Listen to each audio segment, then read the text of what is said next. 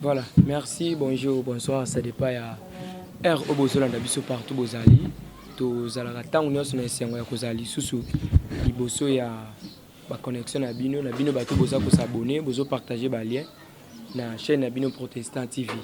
Lelo naza si bino mo bozo mona moto naza na pembe na ngai. Bato mingi bosenga ki to yamba évangéliste régional to zona ye to betana ye masolo ya via ya évangélisation na kati ya communauté. Tozomona ngai na bino tozomona lolenge évangélisation ezosalama ezosalama malamu ezosalama mabe ba difficulté eza côté ni toyo kango lelo epa ya papa ye moko on s'est présenté aza nani kombo na ye nani bamisu bayeba bamisu déjà bayebi eti na pesi merci na équipe technique mobimba oyo bazolanda biso merci na yo David Ngonda le manager merci na mon grand frère Gauloir Mayale siko zali nzambe apambola na service na yo ozo continuer ko saela biso merci beaucoup bonjour papa. Oui, bonjour. Beaucoup de personnes combo na yo zanani. Merci. Combo nanga zali Clémence Siwaki aussi. Nazali pasteur moko ya ba pasteur na CBFC. Naza pasteur consacré, naza révérend, ndenge bomesa ko benga. Mais fonction nanga beaucoup plus na communauté, na région naza évangéliste régional. Naza évangéliste régional, pas parce que j'ai été nommé, mais je suis par quoi un évangéliste de vocation formé dans Campus pour Christ.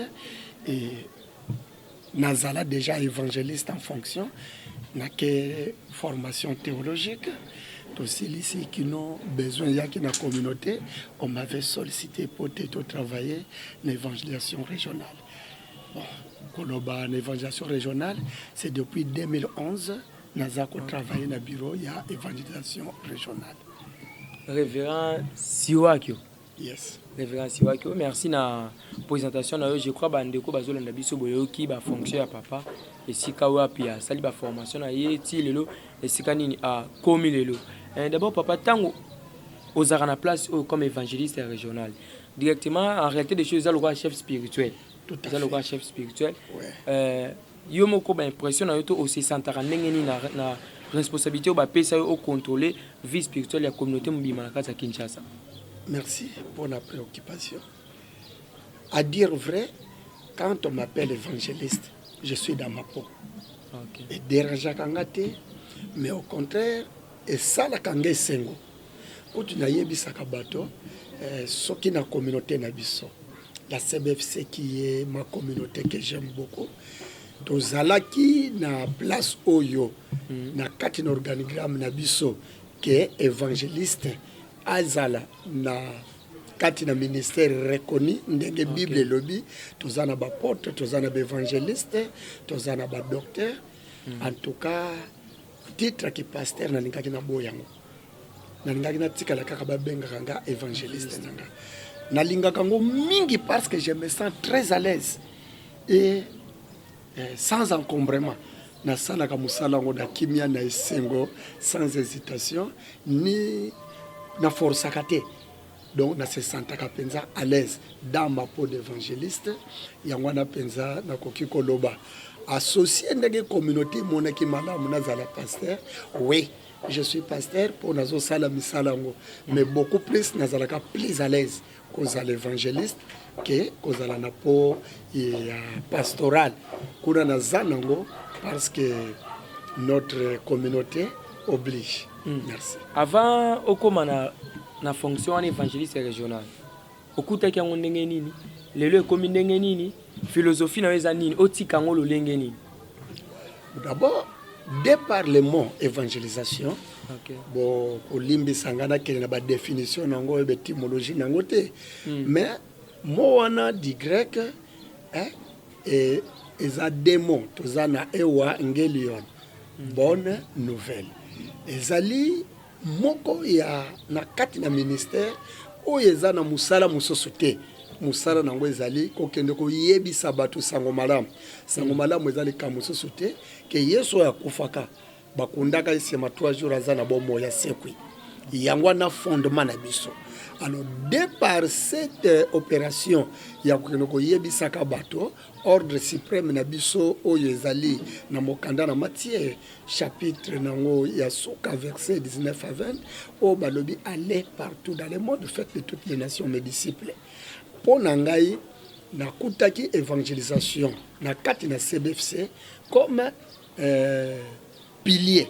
D'abord, de par sa mission, la CBFC va bien en mission. Quand on parle de missionner là, on voit déjà la mission. Bateau bazo kende na mokeli mobemba ko yebisa bato sango malamu. Bandi mayesu lokola mokoni pe mobik c'est pas mbati mtakufa ke pe asekwi. Na kati na mission o tokuta na CBFC de par son historique, oyebi ke ba missionnaire Baptiste Bauta Cameroun, ba yeki na Afrique centrale, ba bandi kuna na Mbanza Congo, ba kitipa ina biso, ba bandi kuna na Kibentele, ba yeti na Gombe Lutete pour na ba placer ki ba mission na bango, avec comme objectif de présenter Christ. Baptiste Oya CBFC, de par leur essence, ce sont des missionnaires. Or, quand on voit les missionnaires, on voit les évangélistes qui sont en mission pour proclamer la bonne nouvelle de Jésus et si possible, bateau nyonso bandimi, qu'on va di sabango de bolo moko auto bengi, ba regrouper bango par ba poste missionnaire ou le commis ba église. Okay. Donc, tokuta déjà CBFC assez à sala misala na ye. Avant de sa misala na ye yangwana oya kozwa biso poto koma na kati na musala wana ezalaki te po que évangélisation ezalaki te mais toye poto continuer mission to mema évangélisation na bisika oyo CBFC ezali non implanté et puis si possible la réévangélisation po ba mingi ba kota na kati na mangomba sans passer par l'acceptation de Jésus-Christ. Bakota na bango parce que ba mesana eza papa na mama baza bandimi kuna bango pe baya na bango. Alors ko ba source wana kati na bango ezalate bango wana batu oyo na kati na l'église bazali ba trouble fait. D'où l'évangélisation au sein de l'église et bandit d'abord ko yeba ko réévangéliser ko yeba ko memba biso sango malamu na kati na yango no moni ba kabula na évangélisation régionale to soki kana ke tozana ici province ecclésiastique et na chaque province tozana ba district, chaque district azana directeur d'évangélisation et chaque directeur ya district azali ko s'occuper na église locale moko o directeur pe local azali bango nyonso bazana moko kaka da ba mission comme même évangélisation d'abord au sein de l'église bato ba bongo mana ndenge ya solo pe bato ngo ba bongo mi soki bazui ba beki o ekoki ko équilibrer bango kata mission bango ba bimi pona ko no côté ya sango malamu ko yeisa bato mososo na kata na lingomba. Voilà anemo ona koki ko yebisa yo pona tina na yango. Voilà. Vraiment merci na réflexion na yo, merci na expression na yo.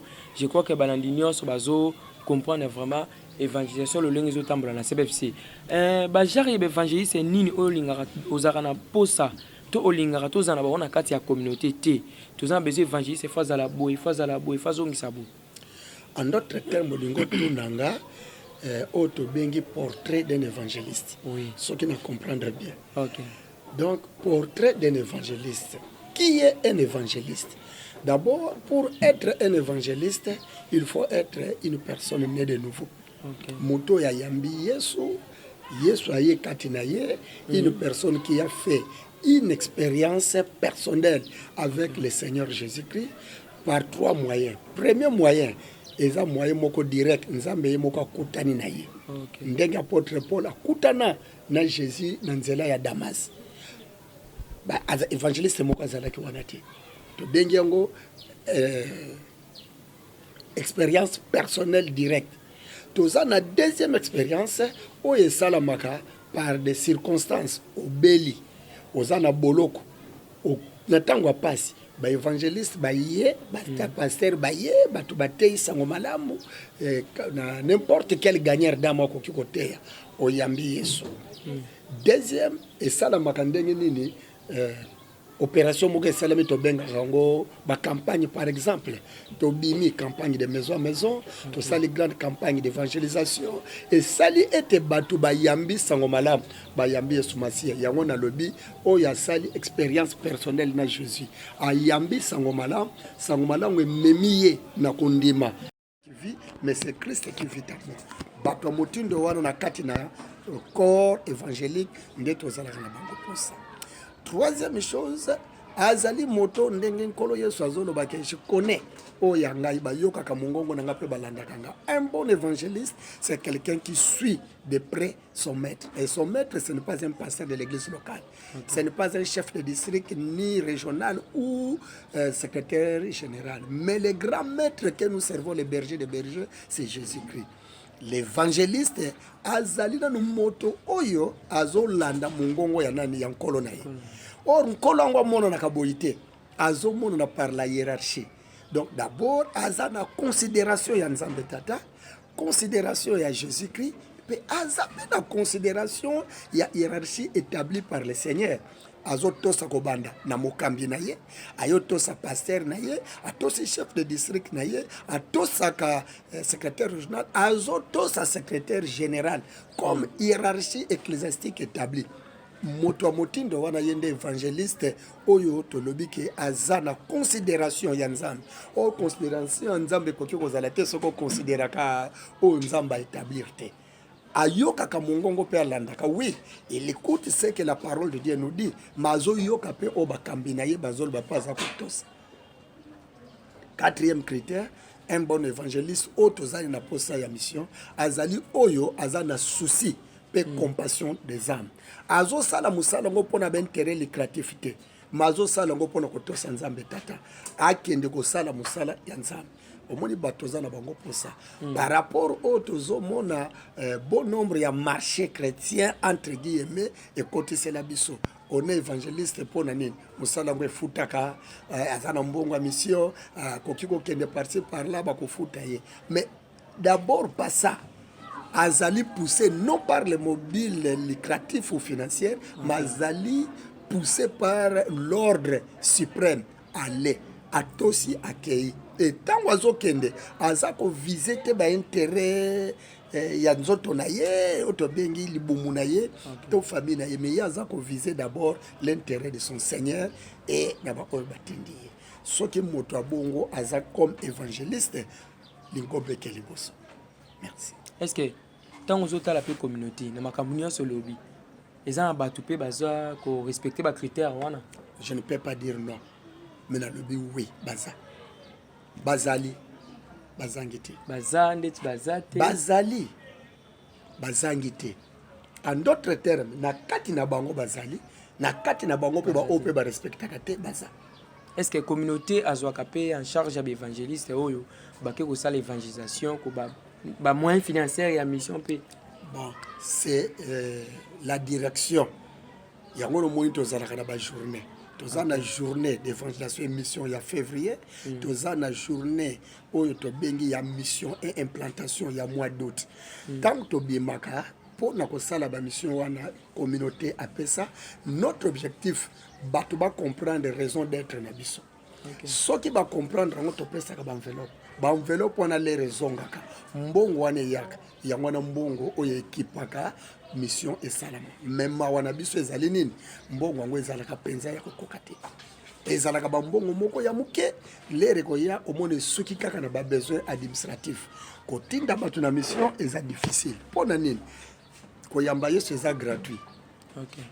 Ko mema batu ba bongo la miteme ezalaka gratuit. Mais ko utiliser ba moyen. Ndenge lelo tozo salela ba caméra. Tozo salela ba ordinateur. To bimisa ba track patati patata. To salela ba grande campagne. Ça nous demande de gros moyens. Exemple implantation. To somba ba terrain na ba quartier où eza nouvellement loti. To somba ngona mbongoni. OK. Oyo journée ya février bimisaka. Oyo journée ya implantation mission ya août bimisaka ezalaka penza insuffisant. Yango no monique communauté azoko kapenza te kotia ba possibilité na maboko ya mission et évangélisation. Mais communauté ko tsara mbongo na ba église locale basengaka babudget ekotaka bajournée bambongo eyaka comment communauté akoka te. Bon, il faut que ça la part des choses. Quand on parle de budget, budget ya nini? Pour chaque activité, ça la marque, son objectif. Quand on parle de budget, budget de quoi? Est-ce que c'est un budget évaluation mission? Donc évangélisation, il y a Azoaka souffle, c'est qu'il y a une journée. 2 jours seulement. 2 journées. Azana oya février, azana oya août, c'est fini. Makambu ya ba budget, eza makambu o etali kobika par exemple pour na kofuta ba pasteur, activité ndenge une église koki ko songama à partir de 17 régions pe secrétaire général. Ezali ba biloko na teki bozwa mbongo bokabula ba évangéliste non. Chaque journée, ils ont un objectif nango et puis ils ont un mabongisi nango. Alors lokola évangéliste ya Kinshasa. Le numéro 1 de l'évangélisme, c'est à Kinshasa. Dans 24 communes, l'évangélisation, ils ont ça, mais l'église, ils ont 24 communes. Et ça, la condamne. Bon, tous a 24 communes totalement. Okay. Mais nous avons des cellules presque dans 24 communes. Notre objectif, aux militaires, est d'implanter l'église presque partout. Raison pour laquelle ça fait 4 ou 5 ans passés, le format d'un corps évangélique missionnaire. Avec comme objectif, tous l'église missionnaire, Oyo, et suis en charge la commune Moussous, pas y basili les alliés, tous mes mayango comme l'église locale. Et jusqu'à présent, Moussa les Osalama, dans certaines églises déjà, tu as déjà vendu ça. Dans certaines communes, tu as déjà vendu ça. Par exemple, la commune il y a Njili. Tu as combien de quartiers? Voilà. Comme on a gagné dans la commune Moussous, mais tu as une commune où ils ont miné. En réalité, dans la commune Njili, chaque quartier fait une commune, dans l'église locale. Dans la commune Kimbansek, c'est une grande commune. Et c'est dans chaque commune. Chaque quartier, église locale est là. Le colatozaza na baseli, formation de pesamaka, ni tete makambu ya coronavirus. Lelo, sur 56 églises tozanango, beltoko comme une 60aine. Mais, avec la grâce de Dieu, tozo kene muke, na kokendaka ko sala ka implantation. Voilà. Évangéliste régional. Collaboration dans la kandengeni na évangéliste. Il y a des districts, il y a des évangélistes, il y a des églises locales. Bon, en tout cas, nous allons vivre comme une bonne famille. Nous allons faire une réunion, nous allons faire un district une fois par mois. Nous allons faire chaque dernier vendredi du mois. Net vendredi à mois, il y a un lobby. Nous allons à partir de 13h, nous allons faire une réunion. Bango, si vous avez un rapport, ndenge nini ba directeur locaux bazo tambola pe église locale zo tambola ndenge nini siko soto zui vide ensemble wana yango ne sunga kabiso pona ko planifier comment est-ce ko multiplier activités pour telingombe tambola mala vraiment lelo CBFC en réalité des choses bon tout temps encore CBFC namte malgré aux évangélistes dans la communauté baptiste de Congo tu sais beaucoup plus CBFC dans la communauté msous ba comme ko perdre ba jeune ming ba jeune ba ko kenya ba église na biso ming na ba limité na tanga penza ba kombote mais église ming ba jeune ba ko kuna est-ce que ils dit ya presser ba jeune ba na poser ba banda côté ya tu eza manque d'évangélisation dans la communauté msous ça ba ki na ba église msous. Merci. Ça c'est vraiment capital. La première chose c'est quoi? Dans le bagage loko moko, mutu oya kota na kati na église. Arata cause la fruit évangélisation. Mukola ko yoka likambo moko oyena na yokate libanda. Akolinga kende ko vérifier par curiosité. Lokola za formé taye biango te. Akomona likambo ngo nouveau. Pas imosus. Mingi yo baza mal affermi, moins affermi et non affermi batu babimaka mingi. Voilà, tout ça d'accord. Mais bah mususu pe babimaka parce qu'aza blessé. Aza blessé pour nani ba yokanité soit na hiérarchie a tout ami a sunga makité. Le col azwa qui présente encadrement malamu te ya ko prodiguer ba conseil a ko kité ko supporter accueil. Mususu wana eza faute na yete mais a manka ki consistance a sunga maté. lokola azalaki mpenza aidé te akoki kobimaki ye. Et c'est ces gens-là otoyokaka motema pasi otoperdre. Voilà. Vraiment tozokende mpenza malema mpo tokóma biso na suka tozwa mpenza tanti naza toyebi kutu déjà oza na mwa misala ozosala na évangélisation côté ya évangéliste central tokoloba na niveau ya secrétariat général kuna collaboration na ye ezalaka ndenge nini na bino baévangéliste régional. Bon, avec notre centrale que nous saluons en passant, tu travailles comme malamu parce que toujours travailler dans vision na ye. OK. Yende mutape sa vision. Par exemple, toza na quinquennat o tozolobela sur ensemble. Biso l'évangélisation est allée ensemble pour une évangélisation holistique. OK. C'est-à-dire quoi? Tozo zela kaka te totinda batu na lola.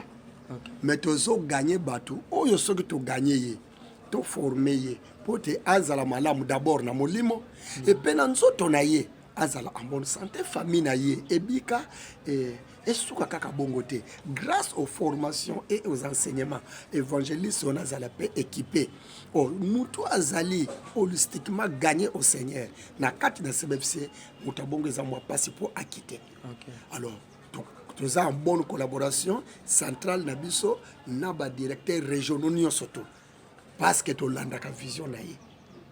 Toza na vision kaka ya biso moko kaka te yeso ka pesi biso vision to vanda en réunion totali comment est-ce que nous devons faire chaque région ecclésiastique na ba circonstances na bango ndenge bazo vivre pour Kinshasa Bandundu bazana ba réalité moko te. OK. Vision koki kobima méthode redéfinir en fonction ya ba circonstances au biso tozobika na ba région na biso na sima totali siye tala ndenge zalaka na ba rencontre tozalaka nongo souvent na ba conseil annuel na biso ya yaka soit délégué na ya yaka ayokaka autre lebaka yango ne kendaka mingi na assemblée régionale. Est-ce que akitaka pe na ba région ecclésiastique? Effectivement akitaka. Si na ba province ko contrôler tout ça. Donc quand on parle de région ecclésiastique yango na province akitaka.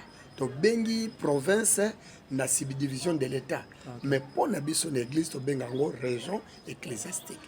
Toza na 6 régions ecclésiastiques na moko to bengi région o to bengi sous forme ya région missionnaire o ezana les deux Kasai. Alors lokola Tambolaka. OK. Merci. Alors lokola évangéliste, puis lokola pasteur et puis pasteur na église ya munene pe par na kati ya communauté. Lelo batu mingi quand na maramtozolo ba ya kolonga ba ndimi mingi na kati ya communauté ba msu ba komi kopesa raison comportement ba pasteur eza mabete. Lokola yo pasteur analyse na eza nini to lilo bano ko za nini na bato bazokanisa wana bazana raison to bazana raison te mutu musa ko lobelo ko pas avec raison.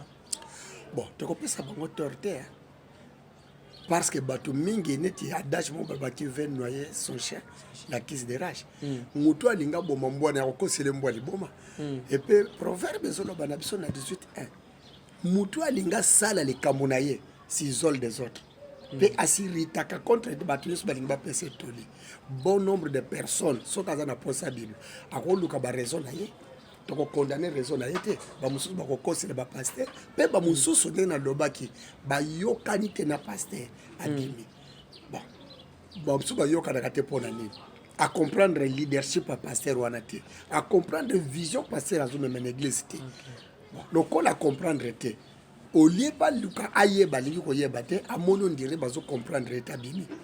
Mais n'oublions pas aussi il y a certains leaders oyo ya bagene surtout azui vocation mais azeli te vocation na ye ezala miri oyo ete basonga ye ye moko asotoproclame amoni kati na ye ke aza prophète amoni kati na aza pasteur amoni kati na ye ke ye bakoki kogere ye te malamu ye moko pa gérer surtout avec l'influence ya baéglise de réveil abimi na ye soko otuni ye nabebanaki na pasteur bon soko obebani tata na mama okima famille voilà pa yenga na ngangi na lobela yango soki tobebanaka mpe na baparent na biso tobebanaka papa je ne peux plus te voir toi tu es quoi papa suka osili ki ok alongwe tata na yo mais pourquoi bamosusu soki babebani ale obimo bandi kobibisa tata na yo bolomboli na miso bato là moi je les déconseille qui est parfait le pasteur c'est un titre bakoki kovanda na bato mais soki Au comprendre, il était. Oh, il n'est pas un démon. Il y a des mots comprendre. Voilà. Question moko ya curiosité. Aussi s'entendez ni akata CBFC. À l'aise. Très à l'aise. Mais balobi né tout temps c'est micro en réalité. Vie sociale ya ba pasteur na CBFC lokola yo pasteur. Au jija onde. Tous vivre la carte RDC. À part na bien que au côté ka RDC. Bato bazo vivre la carte na RDC. À part bazo travailler na politique na gouvernement. Vie sociale la population est en déni. Bon, bien sûr. Aujourd'hui, ba élèves bazo tangate pour na nini grève. Ces enseignants ne sont pas des pasteurs. Social ils ont causé problème. Nos policiers, nos militaires. Ndenge moko. Et récemment, ba médecins ba contacté na grève. Année passée, tous allà qui n'a problème, certains professeurs bangaba tapé la grève. Donc problème il y a vie sociale na CBFC. Dire que tous vivre à 100%, ndenge esengele vivre, non. Voilà on appelle on dit monter dans quatre émissions. Il y a d'une manière ou d'une autre, c'est sous forme d'un bénévolat. Mais le Seigneur nous aide dans la CBFC d'une manière ou d'une autre. Prévenez, tous en abattu, monsieur, ba outi ba communauté, monsieur, ba zo beta porte ba contre la CBFC. Ba pasteur. Ba pasteur. Ba zebeli.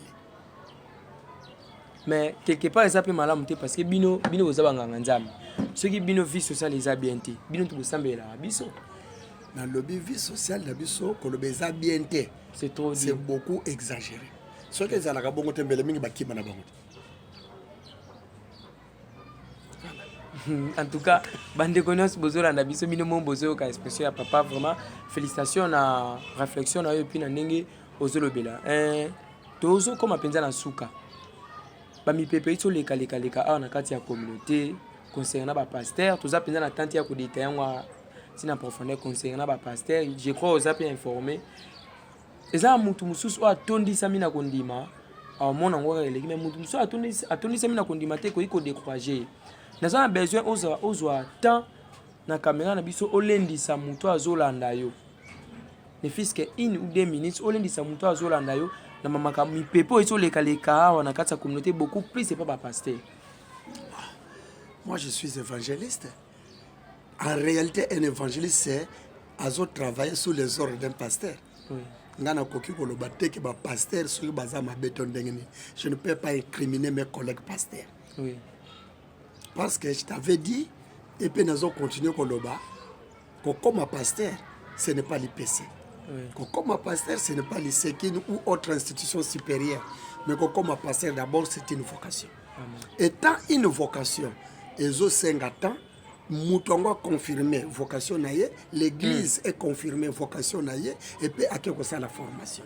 Après la formation, une telle personne a parfaité. Okay. Mais Azali Oyo, quand tu tenais à cahier de charges à Zanango, quand tu as la peine de communauté dans ces ézotinda, à Kotambo. Mais n'oublions pas dans le bas que être évangéliste aussi, c'est une vocation.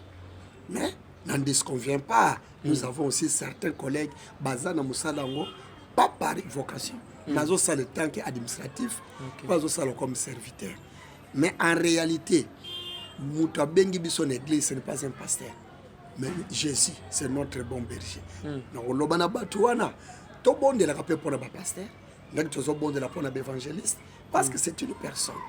Et là, on ne peut que ça là que Aza n'est pas une vocation, mais Aza touché pour l'année, tout ça kabangote. Toujours considération exacte. Bato bon pour muto Aza considéré te, agope sabino musala o eko ki pensate, parce qu'Azo salango avec regret et murmure. Nous membres de l'église, surtout les protestants, nous devons considérer les hommes de Dieu. Ce n'est pas à nous de les critiquer ou de les juger. Ce qu'on m'a dit, approchez Yaza papa na yo, Yaza maman na yo pour yabasi pe bazali. Talisa ye papa maman na sunga makite pour na comportement tel bon. Au lieu que nous finga ye, ko loba mabe pour na ye ko tonga ye. Na mokanda na hébreu, Bible le Bible surtout zala na ba considération envers ces serviteurs de Dieu. Parce que bazo ve na ba amna biso un jour ba ko rendre compte. Ite na ngezali ni totoli nanga baza batu lokola biso, baza ba parents na biso spirituel, to tia bango à l'aise, pe to sunga bango basala musala.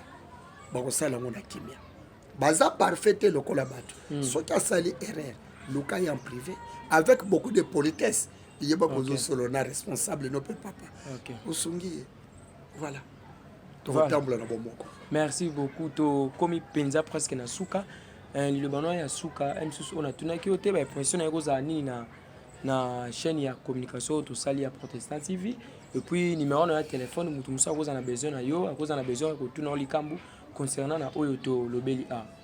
D'abord initiative eza malamu dans l'évangélisation objectif ya yambo toza nango toza na chaîne penza te oyo etali biso moko mais soki toza na ba chaîne YouTube aboye kamwa mibale to misato toza na souci ete sangomala mwetambola ça fait déjà partie de l'évangélisation. C'est encourageant tozala ya mibale bato bazolanda biso boyeba que nous avons besoin d'argent. Nous avons besoin de gens qui nous soutiennent dans la prière et tous en possèdent des membres de soutien. Et donc on les a moussala. Tout le monde de la mingi pour natine na yango moussala tambra mala. Pour partout où la volonté de Dieu cherche à être accomplie, ils allaient combattre. Combattu par le diable, combattu par les antéchrists et combattu par certaines personnes au baza penza na kati makambo yango te, soit par jalousie ou soit par mauvaise compréhension. Donc nous avons vraiment besoin de soutien spirituel pour ma chaîne et ça la me pe ko le 14 dans la chaîne na biso moko. Il y a CBFC pas to banoko lexa ba mission na biso. Merci beaucoup. Numéro de téléphone 089 796 50 19 089 796 50 19.